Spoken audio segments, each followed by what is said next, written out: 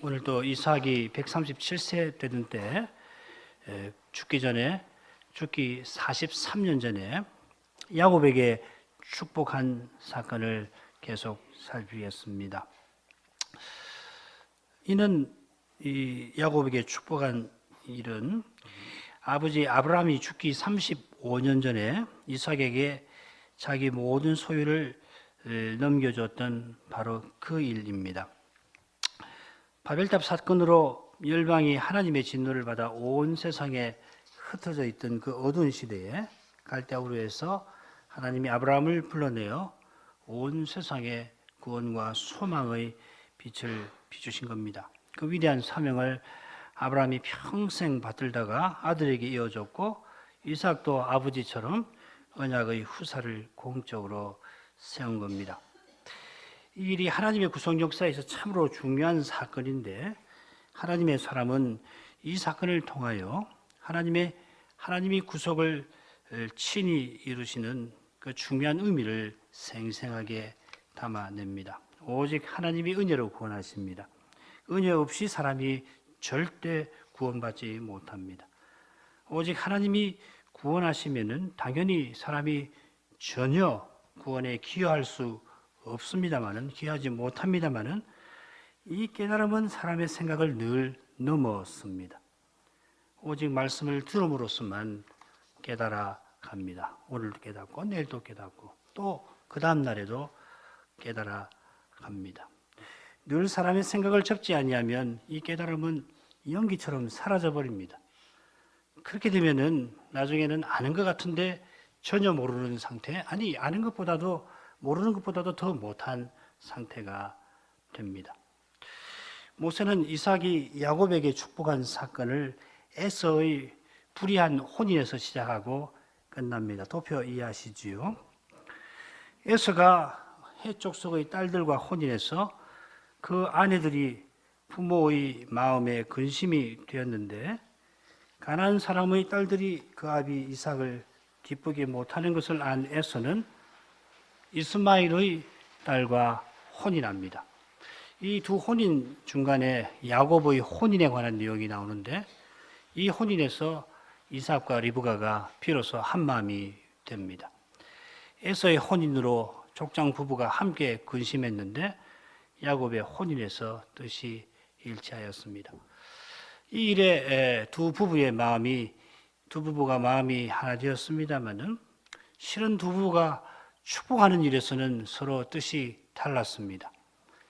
이삭이 리브가 몰래 에서를 따로 불러다가 따로 에서에게 축복하려 했습니다. 아내는 물론이고 다른 아들도 이 중요한 일을 마땅히 알아야 하고 나아가 언약 공동체도 당연히 알아야 합니다. 적당한 기회에 자연히 알리려 했을 겁니다만은 우선은 은밀하게 이삭이 이를 이루려 합니다. 이삭은 함께 언약을 이루어야 하는 아내와 함께 하지 못하는데 서로 생각이 달랐던 것입니다. 틀림없이 이삭도 리브가도 언약을 이루려 합니다만 서로 생각이 다릅니다. 한 사람은 옳고 다른 사람은 틀렸습니까? 그러면 얼마나 옳고 얼마나 틀렸습니까? 욥기는 이런 물음의 늪에 빠져 허우적거리기 쉬운 우리를 위한 말씀일 겁니다. 욥기의 마지막 장면을 기억하실 겁니다. 세 친구의 말마다 자기의 옳음을 굽히지 않던 욥이 거룩하신 하나님 앞에서는 어떤 태도를 취하던가요? 거룩하신 하나님 앞에서 욥은 입이 있어도 감히 자기의 옳음을 아뢰지 못할 뿐만 아니라 죄인의 심정으로 내가 티끌과 제 가운데에서 회개하나이다 할 뿐이었습니다. 모세는 욥의 이 심정으로 이삭이 야곱을 축복한 사건을 기록합니다. 그의 심정을 품는 사람은 이삭이나 리브가 혹은 야곱을 손가락질 할 수가 없습니다. 심지어 에서를 향해도 그런 교만한 마음을 절대 품지 못합니다. 자기가 장차 심판장 앞에 서야 하는 한낱 인생임을 잘 아는 까닭입니다. 오직 은혜로 인생이 구원받는 줄을 철저히 깨닫는 까닭입니다. 자, 이제 셋째 부분을 가지요. 리브가가 이삭의 말을 듣고 야곱더러 복받을 준비를 하게 합니다. 줄거리 보겠습니다. 6절부터 10절. 리브가가 이삭의 계획을 야곱에게 전하고 별미를 준비해 주겠다 합니다. 11, 12절은 야곱이 어머니 말을 듣고서 자기가 에서와 용모가 다르니까 용모보다는 틀이 없으니까 매끈매끈하니까 아버지에게 들켜서 저주받을까 두려워한다 합니다. 그러자 리브가가 네 저주는 내가 대신 받을 테니까 이렇게 해서 아들을 남편에게 보냅니다. 13절부터 17절까지입니다. 리브가의 주도하는 태도와 야곱의 수동적인 모습이 좋은 대조를 이룹니다. 리브가가 남편의 말을 야곱에게 전해주면서 아들이 이삭에게 축복을 받도록 자기의 계획을 말합니다. 리브가는 야곱에게 내 말을 조차 내가 내게 명령하는 대로 하라 지시합니다. 똑같은 표현이 셋째 부분이 시작되는 13절에도 나옵니다. 내 말만, 여기서 좀 강합니다. 조금 더. 내 말만 줬고 가라. 이런 데서 리브가의 심정이 어떤지 짐작할 수 있습니다. 사람 보기에 하나님 언약이 곧 무너질 것 같으니까 리브가는 언약을 이루려고 사람의 꾀를 냅니다. 여기서 이 리브가의 이 내 말이라는 표현과 아울러서 인상적인 표현이 별미입니다. 이 별미라는 표현이 4번 나오는데 첫째 부분에 2번 나오고 셋째 부분에 2번 나옵니다. 4번 중에 2번은 그가 즐기는 이삭이 사랑하는 별미, 즐긴다고 그랬는데 원문에는 뭐 즐긴다고 번역해도 좋죠. 사랑한다 하는 말입니다. 사랑하는 별미라 되어 있습니다. 담담하게 이 부분을 읽으면 별미 이야기가 대부분이고 언약을 이어가는 이야기는 뒷전으로 밀려난 느낌입니다. 별미 하나에 언약의 복이 왔다 갔다 하는 것 같은 느낌마저 듭니다. 이삭이 그가 즐기는 별미를 먹고 에서를 축복하려 하는데 그 축복을 가로치려고 그 별미를 리브가가 이용하려 합니다. 이런 죄의 현실 가운데서 거룩한 언약이 이루어지는 것은 실로 하나님의 은혜의 신비입니다. 이 은혜가 아니었다면 야곱은 그 두려워하던 저주를 피하지 못했을 겁니다. 어머니가 아버지 말을 듣고 별미의 마음을 빼앗겨 있었는데 야곱은 어머니의 꾀가 얼마나 두려운 일인지를 알면서도 그 꾀를 단연코 거부하지 않습니다. 거부하지 않는 것은 사람의 꾀를 의지하는 마음이 그에게 있는 까닭입니다. 야곱은 어머니보다 치밀한 꾀를 이미 생각하고 있습니다. 아들이 저주를 두려워 주저하니까 리브가는 너의 저주는 내게로 돌리리라 하며 근거 없이 장담하면서 내 말만 하며 주저하는 아들을 재촉합니다. 야곱은 어머니 말을 받들면서 하나님 말씀을 어깁니다. 말씀을 어겨가며 언약을 이루려 합니다. 아들이 가져온 염소로 리브가가 별미를 만들고 아들의 염려를 잠재우려고 다시금 사람의 꾀를 떠냅니다. 사람의 꾀는 눈이 어두워 보지 못하는 남편을 속이면 아무 문제 없을 것처럼 생각할 만큼 어둡습니다. 이삭이 하나님 예언을 잘못 이해해서 에서에게 축복할지라도 예언하신 하나님이 말씀하신 대로 이루실 것은 보질 못합니다. 이 어둠은 리브가만 아니라 야곱의 마음을 덮었고 이삭의 어두움도 실은 다르지 않고 에서도 마찬가지입니다. 하나님의 뜻을 깨닫고 순종하는 일은 사람에게서 나오지 않습니다. 본문 보지요.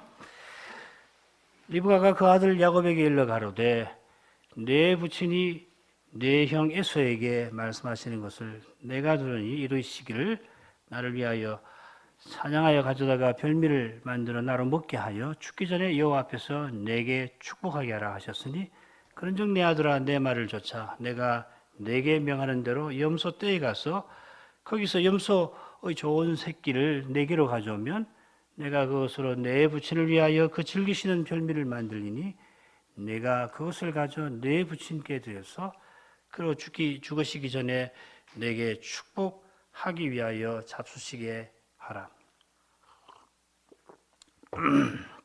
바로 앞에서 리브가의 내 말에 관해서 함께 생각했는데 이 부분에서 모세는 사람들의 말들을 기록합니다. 리브가가 야곱에게 말하는데 먼저 남편이 에서에게 말한 것을 그대로 옮기면서 야곱더러 내 말을 듣고 내 명령을 따르라 합니다. 사람들의 말이 두드러지고 하나님의 말씀 언약은 뒷전입니다. 리브가가 이삭의 말을 야곱에게 전하는데 창세기 27장 2절부터 4절에 기록된 그 이삭의 말과 거의 같습니다만은 중요한 표현 하나가 더 붙었습니다. 여호와 앞에서. 4절을 보면 이 표현 대신에 내 마음껏이 나옵니다. 그런데 10절에 이삭이 야곱에게 축복하기를 바라면서는 여호와 앞에서라는 표현을 사용하지를 않습니다.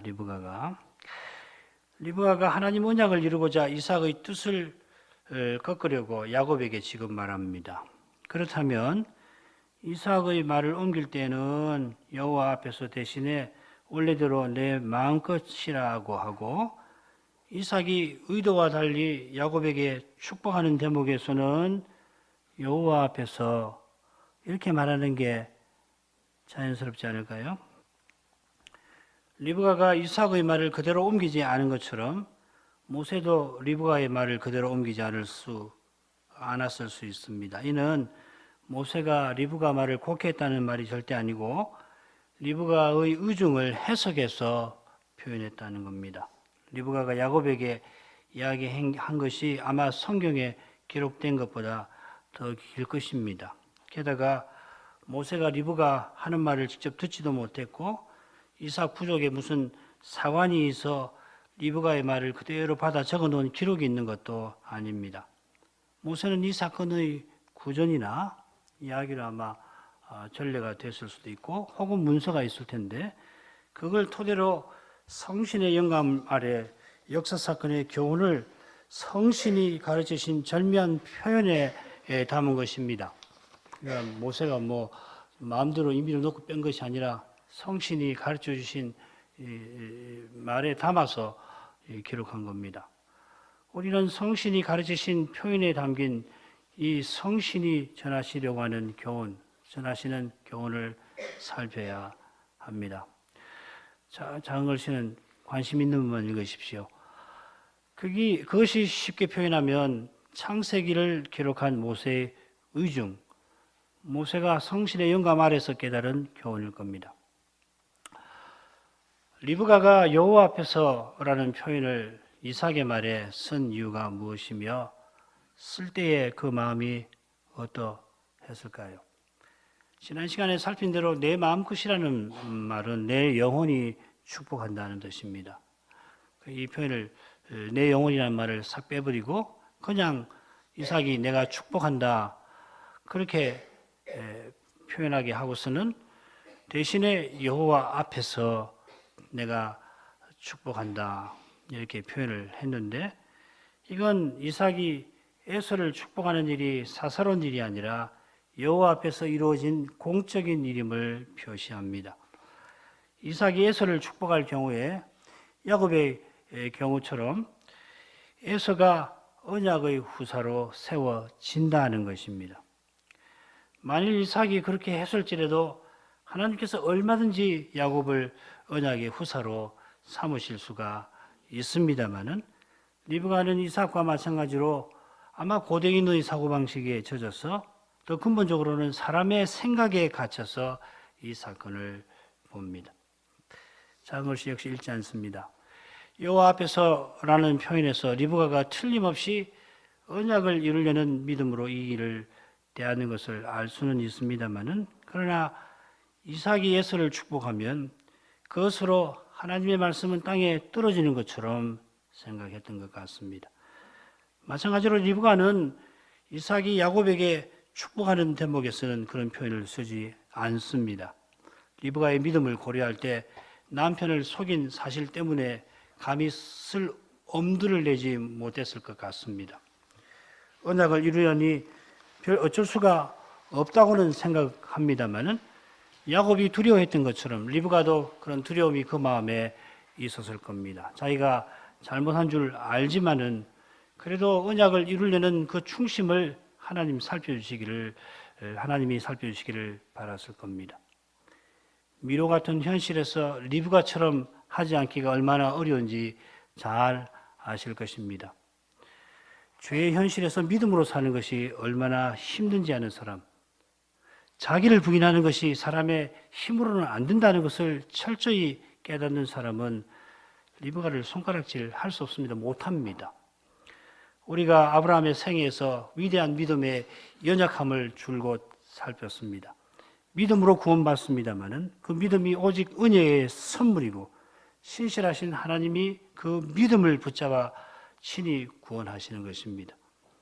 참된 믿음은 그리스도 안에 있는 것, 그리스도의 공효에 감싸이는 것, 언제나 그리스도의 공효를 의지해서 그분의 생명을 구하는 것입니다. 우리가 아무리 믿음으로 행했을지라도 그 믿음 자체가 주님의 일을 이루는 게 아니라 주님이 연약한 믿음을, 연약한 우리를 써주셔서 친히 그 일을 이루시는 것입니다. 그처럼 우리는 말씀의 거룩한 빛을 항상 구해야 합니다. 그 빛이 우리 마음에 환히 비추지 않으면 리브가처럼 믿음으로 사람의 생각을 이루려 하게 됩니다. 오직 하나님의 생각이 이루어지는 것을 온전히 믿질 못해서 사람의 생각으로 하나님의 생각에 보태려고 합니다. 눈앞의 현실은 하나님 생각이 절대로 이루어지지 않을 것 같습니다.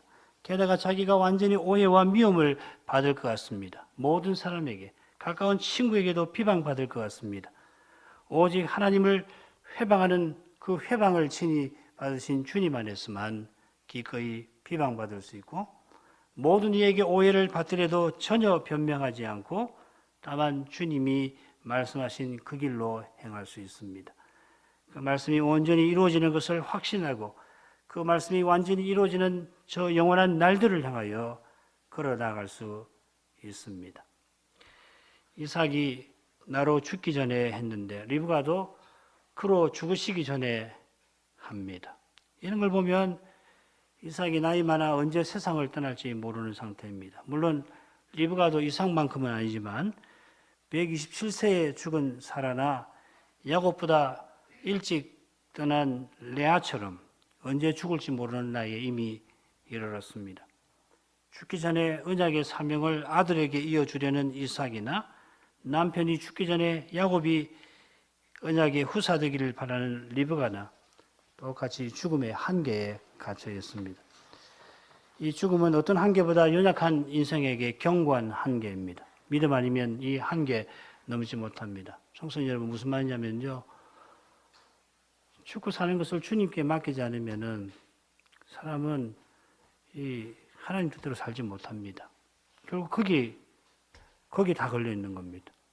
하나님이 나를 살리신다. 내가 죽고 사는 것은 하나님 손에 있고 그 하나님은 나를 사랑하셔서 내게 영원한 생명을 주시는 분이다.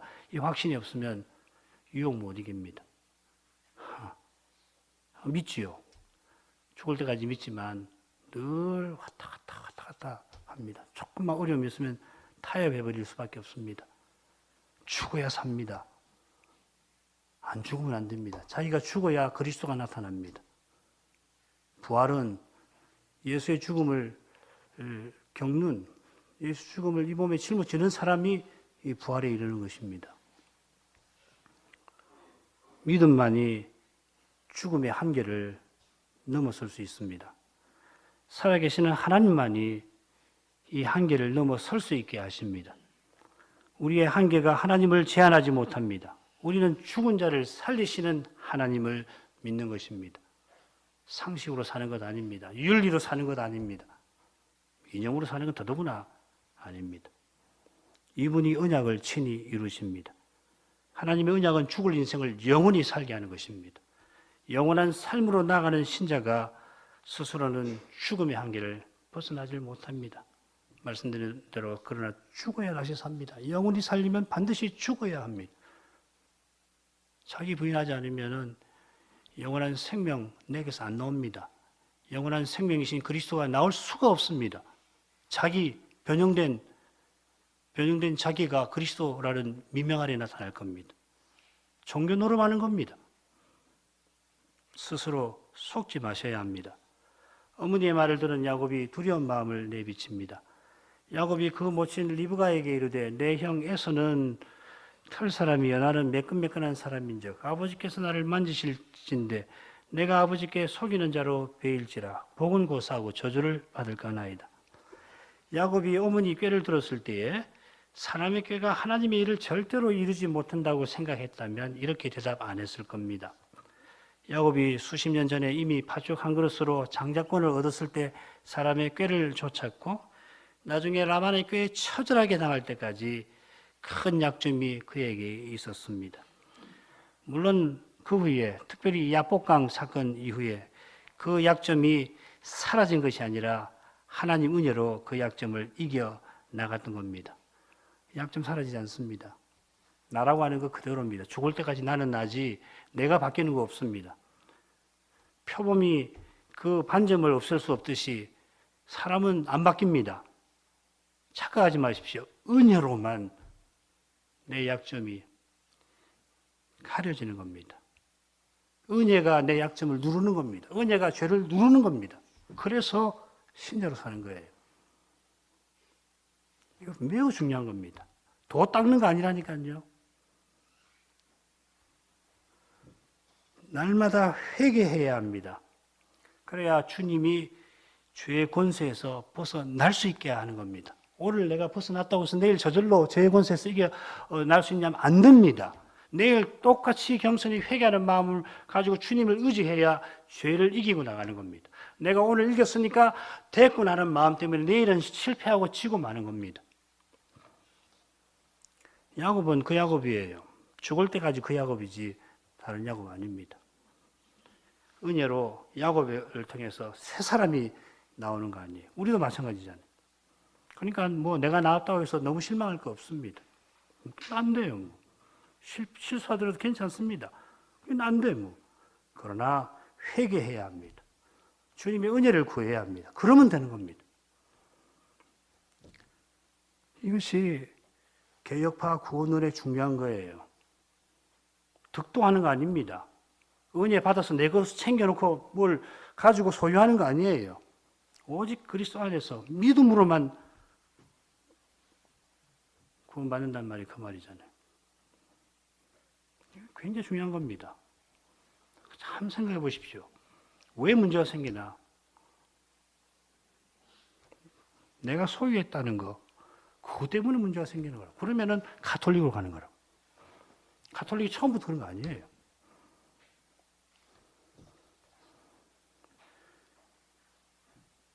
야곱은 여전히 사람의 꾀를 의지하는 까닭에 어머니를 말리지 않았을 뿐만 아니라 어머니가 미처 살피지 못한 일을 언급합니다. 리브가의 마음은 무척 분주합니다. 이삭의 계획을 막으려면 시간이 얼마 없습니다. 그럼 급박한 순간에 야곱은 어머니의 꾀를 이루는 길에 반드시 풀어야 할 일을 생각해냅니다. 아무나 이런 순간에 이런 생각 해낼 수 없을 겁니다. 야곱이 이런 점에서 뛰어날 겁니다. 꾀쟁이입니다. 어디 어린이 성경책 보니까는 거기 꾀대장이라고 번역을 해놨던데 표현해놨던데 그 적절한 표현입니다. 꾀대장 야곱입니다. 뛰어날 수 있지만은 그 평소에 이런 일을 늘 생각한 까닭에 이런 즉각적인 반응을 보였을 겁니다. 야곱은 아버지가 자기의 거짓을 알면 자기가 저주받을까 두려워합니다. 여기 중요한 표현이 속이는 자입니다. 이 표현이 딱 두 번 나와요. 역대하 36장이 나오는데 거기 보면 그 선지자를 욕하여 같은 말입니다. 야곱의 행동은 그저 눈먼 아버지의 못 보는 형편을 악용한 게 아니라 이것도 보통 심각한 잘못 아니죠. 선지자를 속이는 그런 심각한 겁니다. 지금 축복하는 이삭은 그저 한 가정의 아버지가 아니라 장차 오실 메시아를 예표하는 인물이고 중보직을 맡은 인물입니다. 방금 읽은 말씀은 이스라엘의 멸망에 관한 말씀입니다. 하나님이 베드로 치닫는 이스라엘을 돌이키시려고 선자를 거듭 보내십니다마는 그들이 자기 처지는 모르고 오히려 선자를 욕하였습니다. 교만한 이스라엘은 멸망을 피할 수 없습니다. 지금 야곱이 두려워하는 것은 이런 심각한 하나님의 심판입니다. 그런 두려움이 일어나는데도 야곱은 어머니 말리지 않습니다. 말리기는커녕 어머니 강한 재촉의 순한 양처럼 됩니다. 아니 순한 양처럼 보입니다마는 영악한 양입니다. 아버지를 속인 그 행위가 심판을 받을 죄이지 들킨 것이 중요한 문제가 아닙니다. 그 행위가 들키지 않았다고 해서 하나님 앞에서 죄가 아닌 게 아닙니다. 이건 너무도 당연한 것입니다만은 다른 이의 얼굴, 다른 사람의 얼굴을 늘 의식하는 우리는 보지 못하는 그분의 얼굴을 잊기가 참 쉽습니다. 하나님의 얼굴을 늘 뵙지 아니하면 결국 사람의 얼굴에 갇힐 겁니다. 체면, 자랑 등등. 사람의 얼굴에 갇히면 잘해야 도덕적으로 살 뿐입니다. 타인의 얼굴이 윤리의 근거가 된다. 그런 주장 혹시 들어보셨는지 모르겠는데 굉장히 설득력 있는 주장입니다. 그러나 그래봐야 윤리입니다. 도덕입니다. 우리는 하나님을 모시고 사는 사람입니다. 신자입니다. 믿음으로 사는 거예요. 도덕적으로 살려고 예수 믿는 거 아닙니다. 이 차이를 모른다면 큰일이죠. 오직 그리스도를 모신 사람만 사람의 얼굴에 휘둘리지 아니하고 하나님의 영광을 구합니다. 뛰어난 사람이 있다고 그 사람 의지해서 사람 자랑하고 그러지 않습니다. 열등감 가지지 않습니다. 자기가 뛰어나다고 해서 우쭐거리지 않습니다. 그리스도를 드러낼 뿐입니다. 그리스도를 볼 뿐입니다. 주님이 내 죄를 완전히 담당해 주심을 믿는 사람만 죄의 현실에 휘둘리지 않고 죄의 권세에서 벗어날 수 있습니다. 그리스도를 얻은 사람이 기꺼이 자기 죄를 인정할 수 있습니다. 그리스도 안에 있는 사람이 자기 잘못의 책임을 기꺼이 질 마음을 품을 수 있습니다. 저주에 주저하는 야곱에게 리브가는 보장 없는 말을 던지며 그 뜻대로 밀고 나갑니다. 어미가 그에게 이르되 내 아들아 너의 저주는 내게로 돌리리니 내 말만 쫓고 가서 가져오라. 어머니는 자기 아들을 너무도 잘 압니다. 너의 저주는 내게로 돌리리니. 야곱이 걱정하는 것은 털 많은 형과 다른 모습 때문에 아버지께 들켜서 저주받을 그 일입니다. 야곱이 두려워하는 것은 저주받는 것입니다. 그 점 외에 야곱에게 걸림돌이 별로 없습니다. 그런 까닭에 리브가는 단박에 너의 저주는 내게 돌리리라 합니다. 리브가의 말은 모세의 말과 비슷하게 들립니다만 그 심정도 다르고 내용도 다릅니다. 모세나 사도는 자기 동족의 구원을 위하여 할 수만 있다면 자기가 저주받으려 합니다. 사도가 죄인을 위하여 저주받으신 그리스도의 사랑에 이끌려서 사랑의 심정으로 동족을 한 사람이라도 구원하고자 했습니다. 저주받아 마땅한 이스라엘입니다마는 그런 이스라엘을 하나님이 그리스도 안에서 구원하시려 합니다. 로마서 1장 16절 말씀 잘 아시죠? 이 복음은 모든 믿는 자에게 구원을 주시는 하나님의 능력이 됨이라. 첫째는 유대인에게요. 모세도 자기 백성이 금송아지 우상을 섬겨서 진노받아 마땅한 줄 알지만 이미 몇 번이고 원망하고 거역한 자기 백성을 길이 참아주신 하나님 사랑을 확신하고 주의 기록하신 책에서 내 이름을 지워버려 주옵소서 한 것입니다.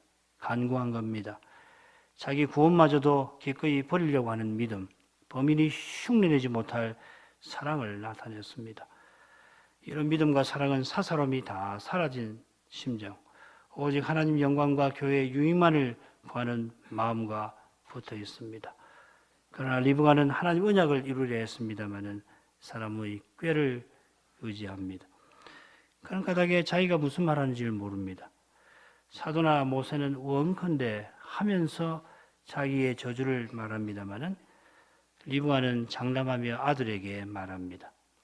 두 분은 모세와 바울 사도는 그런 일은 하나님이 허락하실 리 없는 줄 잘 알지만 하나님의 사랑이 사람의 생각을 넘어서는 것을 이미 맛보고 그 사랑에 이끌려서 겸손히 하나님께 아뢰었습니다. 그러나 리브가는 사람 힘으로 감히 하나님의 일을 이루려 한 까닭에 무슨 말을 하는지도 모르면서 그저 두려워하는 아들의 마음 붙들려고 과람한 말을 한 겁니다.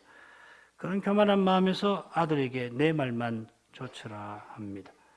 물론 부모가 자식에게 이런 식으로 말할 수 있습니다만 오직 하나님의 말씀을 만을 좇는 태도로 오직 그 말씀만 좇도록 할 뿐입니다.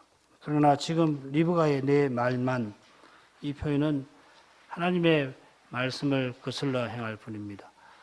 말씀을 거슬러 행할수록 내 말만 하게 됩니다.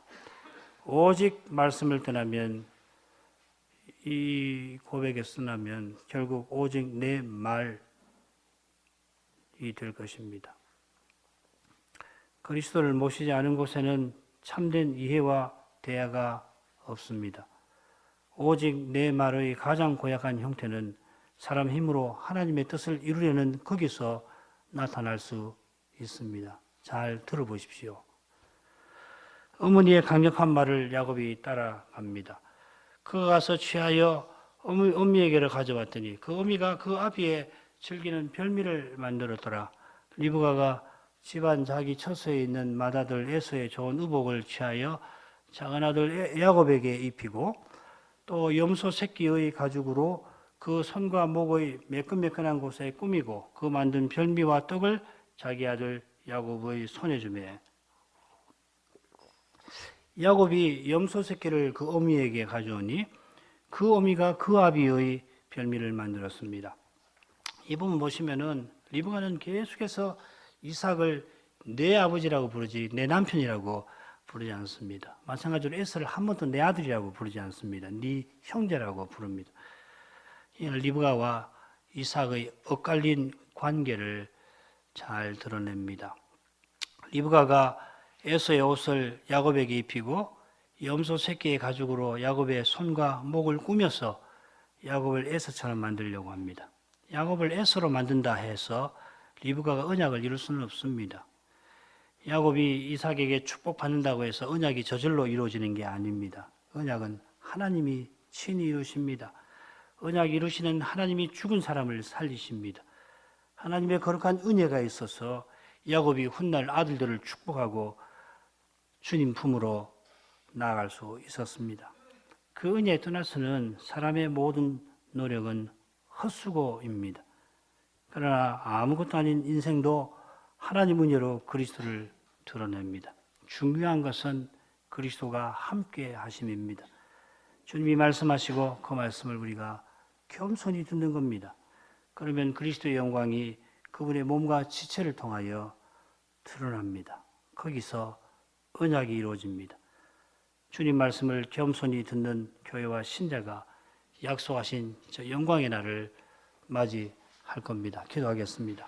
거룩하신 하나님, 리브가가 하나님 예언을 깨닫고 언약 이루려고 야곱들어 아버지를 속여 축복받게 한 일에서 그러나 하나님이 오직 언약 이루심을 다시금 깨닫습니다. 리브가가 예언을 바르게 깨달았지만은 말씀하신 예언하신 그 하나님을 온전히 믿지 아니한 까닭에 감히 사람 생각으로 꾀로 하나님 언약을 이루려 했습니다. 이런 태도가 하나님의 거룩하심을 가리는 교만입니다. 리브가의 교만한 마음에서 자연히 과람한 말이 나왔습니다. 아들들어 자기 말만 조처라고 요구하였습니다. 리브가와 같은 잘못 범하기가 얼마나 쉬운지 겸손히 고백합니다. 말씀의 거룩한 빛 가운데 늘 회개치 아니하면 누구라도 리브가처럼 주를 위하는 태도로 주를 욕되게 할 겁니다. 그처럼 겸손히 말씀을 듣는 거기서 말씀하시는 주님이 친히 언약을 이루어 주십니다. 주의 말씀은 하나도 땅에 들어지지 않습니다. 그 말씀 붙드는 사람은 결코 실패치 아니합니다. 예수님 이름으로 기도합니다. 아멘.